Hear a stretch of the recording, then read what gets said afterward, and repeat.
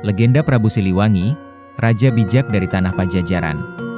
Pada zaman dahulu kala, di tanah Pasundan yang subur dan indah, berdirilah sebuah kerajaan besar bernama Kerajaan Pajajaran. Kerajaan ini dikenal makmur, rakyatnya hidup damai, dan alamnya sangat bersahabat. Disinilah seorang Raja Agung bernama Prabu Siliwangi memerintah dengan bijaksana dan penuh cinta kepada rakyatnya. Prabu Siliwangi memiliki nama asli Sri Baduga Maharaja. Ia adalah putra dari Raja Dewa Niskala dan cucu dari Raja Niskala Wastukancana. Sejak muda, ia menunjukkan sifat kepemimpinan, keberanian, dan kedalaman spiritual. Setelah naik tahta, ia memindahkan pusat pemerintahan ke Pakuan Pajajaran, yang kini dikenal sebagai daerah Bogor. Kebijaksanaan dan pemerintahan. Prabu Siliwangi sangat mencintai rakyat dan menjunjung tinggi nilai-nilai adat, agama, dan alam.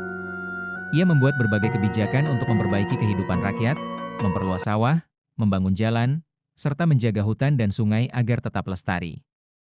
Ia juga menanamkan prinsip Tritangtu Dibuana, yaitu keseimbangan antara raja, pemerintah, resi, spiritual, dan rakyat, masyarakat. Di masa pemerintahannya, Kerajaan Pajajaran mencapai puncak kejayaan. Ia juga dikenal memiliki kemampuan spiritual tinggi, bahkan dapat berkomunikasi dengan makhluk halus dan harimau putih, hewan yang dipercaya sebagai penjaga gaib kerajaan. Pertentangan spiritual dan Islamisasi. Namun, pada masa itu juga mulai masuk ajaran Islam ke tanah Sunda melalui para wali dan pedagang dari Cirebon dan Demak. Salah satu yang menentangnya adalah Prabu Siliwangi, karena ia masih memegang teguh ajaran leluhur dan agama Hindu-Buddha yang telah lama mengakar di tanah Pajajaran. Legenda menyebutkan bahwa terjadi sebuah pertempuran besar di Gunung Amparan Jati, antara pasukan Prabu Siliwangi dan pasukan Islam yang dipimpin oleh Sunan Gunung Jati.